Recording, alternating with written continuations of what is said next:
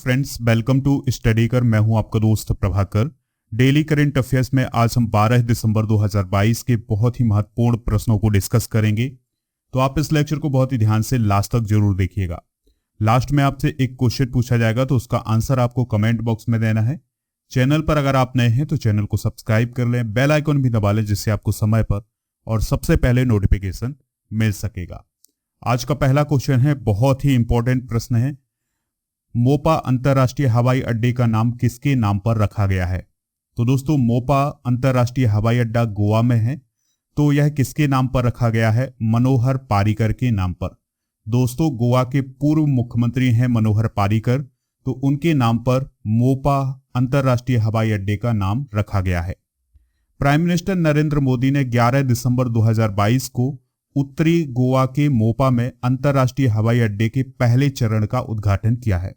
इसके अलावा उन्होंने ही घोषणा की है कि जो मुख्यमंत्री थे और पूर्व रक्षा मंत्री थे मनोहर पारीकर, उनके नाम पर इस हवाई अड्डे का नाम रखा जाएगा। दोस्तों, मनोहर पारीकर साल 2000 से 2005 तक, 2012 से 2014 तक और 14 मार्च 2017 से मार्च 2019 तक, अपनी मृत्यु तक वो गोवा के मुख्यमंत्री रहे हैं। तो अब उन्हीं के नाम पर मोपा अंतरराष्ट्रीय हवाई अड्डे का नाम रखा जाएगा। तो अब क्या हो जाएगा इस अंतरराष्ट्रीय हवाई अड्डे का नाम? मनोहर पारीकर अंतरराष्ट्रीय हवाई अड्डा। याद रखना है ये किस स्टेट में है? गोवा में है। दोस्तों, मोपा एयरपोर्ट के बारे में कुछ इंपॉर्टेंट जानकारी डिस्कस करते हैं, फिर हम जानेंगे कि 2022 में कौन से प्रमुख नाम बदले गए हैं। नवंबर 2016 में प्राइम मिनिस्टर मोदी जी ने मोपा एयरपोर्ट का शिलान्यास किया था और यह राज्य का यानी गोवा का दूसरा हवाई अड्डा होगा। गोवा का पहला हवाई अड्डा डाबो लिम है। ठीक है। 2022 में जो कुछ इंपॉर्टेंट नाम बदले गए हैं, चलिए उनको डिस्कस करते हैं। फैजाबाद स्टेशन का Ayodhya cantt station, Patal Pani station Tantya व्हील स्टेशन, फेसबुक कंपनी का मेटा किया गया, मोटेरा स्टेडियम को नरेंद्र मोदी स्टेडियम, इकाना स्टेडियम का नाम Atal Bihari Vajpayee stadium, Hubli railway station का श्री सिद्धारूढ़ा स्वामी स्टेशन किया गया, हिसार हवाई अड्डे का नाम महाराजा अग्रसेन हवाई अड्डा और मियों का बाड़ा रेलवे स्टेशन का नाम महेश नगर हाल्ट किया गया। तो 2022 में ये कुछ प्रमुख नाम बदले गए हैं, इनको आप नोट कर लीजिएगा। अगला क्वेश्चन है, इंपॉर्टेंट है। साल 2011 से 31 अक्टूबर 2022 तक कितने लोगों ने भारतीय नागरिकता छोड़ी है? बहुत ही इंपॉर्टेंट सवाल है ये। आंसर हो जाएगा इसका 16 लाख। तो लगभग 16 लाख लोगों ने 2011 से 31 अक्टूबर 2022 तक भारतीय नागरिकता छोड़ी है, जो कि बहुत ही बड़ा आंकड़ा है। तो दोस्तों, 2011 के बाद भारतीय नागरिकता छोड़ने वाले भारतीयों की जो कुल संख्या है वो है 16,21,561 और इस वर्ष यानी 2022 में 1,83,771 भारतीयों ने नागरिकता छोड़ी है। केंद्रीय विदेश राज्य मंत्री बी मुरलीधरन ने 9 दिसंबर 2022 को राज्यसभा में यह जानकारी दी है। बात आई है यहां पर नागरिकता की। तो भारत में एकल नागरिकता है। यदि कोई व्यक्ति दूसरे देश की नागरिकता लेता है तो उसकी नागरिकता अपने आप समाप्त हो जाएगी। मान लिया कोई दोस्तों भारत का नागरिक है और जाकर के अमेरिका की नागरिकता लेता है, तो उसकी जो नागरिकता है वो स्वतः ही समाप्त हो जाएगी, यानी फिर वो भारत का नागरिक नहीं रहेगा। भारतीय संविधान में नागरिकता संबंधी प्रावधान भाग 2 में अनुच्छेद 5 से 11 तक किया गया है।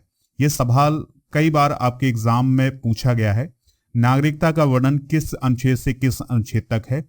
तो अनुच्छेद 5 से 11 तक नागरिकता का वर्णन किया गया है। अगला प्रश्न है, इंपॉर्टेंट है। 6वीं वंदे भारत ट्रेन नागपुर और किसके बीच चलेगी? तो दोस्तों, अभी हाल ही में 6वीं वंदे भारत ट्रेन का उद्घाटन किया है प्राइम मिनिस्टर मोदी ने। तो यह नागपुर और बिलासपुर के बीच चलेगी। नागपुर महाराष्ट्र में है और बिलासपुर छत्तीसगढ़ में है। तो इन दोनों के बीच में 6वीं वंदे भारत ट्रेन शुरू हो गई है। दोस्तों, प्राइम मिनिस्टर नरेंद्र मोदी ने 11 दिसंबर 2022 को 6वीं वंदे भारत एक्सप्रेस ट्रेन का उद्घाटन किया है। यह बिलासपुर छत्तीसगढ़ से नागपुर महाराष्ट्र के रूट पर चलेगी। दोस्तों, सरकार का 15 अगस्त 2023 तक देश में 75 वंदे भारत एक्सप्रेस ट्रेनें चलाने का प्रस्ताव है। यानी 15 अगस्त 2023 तक भारत में 75 वंदे भारत एक्सप्रेस ट्रेन चलेंगी। वंदे भारत ट्रेन जो है वो एक सेमी हाई स्पीड ट्रेन है। अगला प्रश्न है, जलवायु परिवर्तन मिशन शुरू करने वाला भारत का पहला राज्य कौन बना है? आंसर है इसका तमिलनाडु। ठीक है दोस्तों, तो तमिलनाडु के द्वारा जलवायु परिवर्तन मिशन शुरू किया गया है और ऐसा करने वाला वह भारत का पहला राज्य बना है। तो तमिलनाडु भारत में अपना जलवायु परिवर्तन मिशन शुरू करने वाला पहला राज्य है। तमिलनाडु के मुख्यमंत्री है M.K. स्टालिन। तो उन्होंने कहा है कि जो तमिलनाडु है वो 2070 तक राष्ट्रीय लक्ष्य से बहुत पहले कार्बन न्यूट्रल प्राप्त कर लेगा। यानी दोस्तों, कार्बन न्यूट्रल का मतलब क्या होता है, ध्यान से सुनिएगा। कार्बन न्यूट्रल का मतलब है कि अगर कोई स्टेट है या कोई देश है जितनी कार्बन का उत्सर्जन करता है और उतनी ही कार्बन की मात्रा को हटाता है, तो ऐसी स्थिति को कार्बन न्यूट्रल कहा जाता है। तो जलवायु परिवर्तन मिशन तमिलनाडु में शुरू हुआ है और जो M.K. स्टालिन हैं उन्होंने कहा है कि 2070 से पहले जो तमिलनाडु है वो कार्बन न्यूट्रल राज्य बन जाएगा। ठीक है, अगला प्रश्न है, राष्ट्रीय डेयरी विकास बोर्ड के प्रबंध निदेशक कौन बने हैं? तो मीनेश सी शाह जो हैं राष्ट्रीय डेयरी विकास बोर्ड के प्रबंध निदेशक यानी MD बने हैं। तो भारत सरकार ने एक आदेश में मीनेश सी शाह को राष्ट्रीय डेयरी विकास बोर्ड का प्रबंध निदेशक नियुक्त किया है। बात करते हैं राष्ट्रीय डेयरी विकास बोर्ड की। तो इसकी स्थापना 1966 में की गई थी और इसके पहले अध्यक्ष थे वर्गीज कुरियन। दोस्तों, भारत में श्वेत क्रांति के जनक हैं वर्गीज कुरियन, तो वो राष्ट्रीय डेयरी विकास बोर्ड के पहले अध्यक्ष थे। इसका मुख्यालय कहाँ है? आनंद, गुजरात में है। जो NDDB है यानी राष्ट्रीय डेयरी विकास बोर्ड है, उसने भारत में ऑपरेशन फ्लड भी शुरू किया था। दोस्तों, एग्जाम में यह भी पूछा जाता है कि ऑपरेशन फ्लड किससे रिलेटेड है? तो यह है मिल्क प्रोडक्शन से रिलेटेड है, यानी दुग्ध उत्पादन से रिलेटेड है। ठीक है, आपको एक और बात याद रखनी है, भारत में श्वेत क्रांति के जनक कौन है? वर्गीज कुरियन।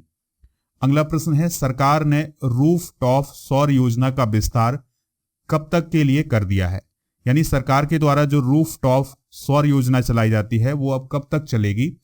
आंसर है इसका मार्च 2026 तक। कब तक? मार्च 2026 तक। तो दोस्तों, योजना के लिए लक्ष्य प्राप्त होने तक कार्यक्रम के तहत जो सब्सिडी उपलब्ध कराई जा रही थी वो सब्सिडी दी जाएगी मार्च 2026 तक। ठीक है दोस्तों, ये जो रूफ टॉप सौर योजना है ये है क्या? तो इस योजना में जो छत होते हैं उस पर सोलर पैनल लगाए जाते हैं और उसके द्वारा ऊर्जा प्राप्त की जाती है, यानी बिजली का उत्पादन किया जाता है। ठीक है, तो ये है सरकार की रूफ टॉप सौर योजना। सरकार के द्वारा 2030 तक 450 गीगावाट अक्षय ऊर्जा उत्पादन का भी लक्ष्य रखा गया है।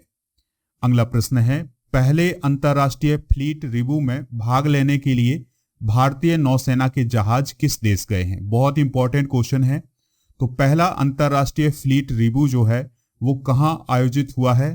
तो ये बांग्लादेश में आयोजित हुआ है और इसमें भाग लेने के लिए भारतीय नौसेना के जो जहाज हैं वो बांग्लादेश गए हैं। दोस्तों, भारतीय नौसेना के कौन कौन से जहाज हैं जो बांग्लादेश गए हैं? तो कोच्चि, कवरात्ती और सुमेधा नाम के जो जहाज हैं वो बांग्लादेश पहुंचे हैं। अब ये जो अंतर्राष्ट्रीय फ्लीट रिव्यू होता है यह क्या होता है, चलिए इसको समझते हैं। तो दोस्तों, अंतर्राष्ट्रीय फ्लीट रिव्यू ऐसा इवेंट है जिसमें कई देशों के नौसेना के जहाजों को एक फॉर्मेशन में इकट्ठा किया जाता है और उनकी परेड की जाती है। जैसा कि आप ये चित्र में देख सकते हैं दोस्तों, ये एक लाइन से ये इस प्रकार से जहाज रखे गए हैं और उनकी परेड की जा रही है। दोस्तों, ये परेड या अंतर्राष्ट्रीय फ्लीट रिव्यू क्यों किया जा रहा है? क्योंकि इस साल जो बांग्लादेश है वो अपनी स्वतंत्रता की गोल्डन जुबली मना रहा है, यानी स्वर्णिम वर्षगांठ मना रहा है दोस्तों। और जो अंतर्राष्ट्रीय फ्लीट रिव्यू हुई है उसकी अध्यक्षता किसने की है? तो उसकी अध्यक्षता की है बांग्लादेश की प्रधानमंत्री शेख हसीना ने। ठीक है, तो ये कुछ इंपॉर्टेंट जानकारी है दोस्तों, इसको आप नोट जरूर करिएगा। अगला प्रश्न है, कृष्णा वबीलाला को किस देश के राष्ट्रपति के द्वारा प्रेसिडेंशियल लाइफ टाइम अचीवमेंट पुरस्कार से सम्मानित किया गया है? तो जो कृष्णा वबीलाला हैं उनको अमेरिका के राष्ट्रपति जो बाइडेन के द्वारा प्रेसिडेंशियल लाइफ टाइम अचीवमेंट पुरस्कार दिया गया है।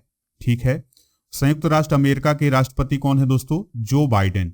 तो उन्होंने भारतीय मूल के अमेरिकी नागरिक कृष्णा वाविलाला को presidential life time achievement award से सम्मानित किया है। और यह जो अवार्ड होता है यह अमेरिका का सर्वोच्च सम्मान होता है, जो कि उन नागरिकों को दिया जाता है जिन्होंने अमेरिका का गौरव बढ़ाने के लिए महत्वपूर्ण काम किए हैं। ठीक है दोस्तों, तो 86 साल के हैं कृष्णा वाविलाला, जो कि मूल रूप से भारत के आंध्र प्रदेश से रिलेटेड हैं। ठीक है, अगला प्रश्न है, ईशान किशन ने सबसे तेज दोहरा शतक कितनी गेंदों पर लगाया है? तो बहुत ही इंपॉर्टेंट क्वेश्चन है ये। अभी हाल ही में रिकॉर्ड बना है कि जो ईशान किशन है उन्होंने वनडे क्रिकेट का सबसे तेज दोहरा शतक बनाया है। तो कितनी गेंदों में बनाया है? तो आंसर हो जाएगा इसका 126 गेंदों में। कितनी गेंदों में दोस्तों? 126 गेंदों में।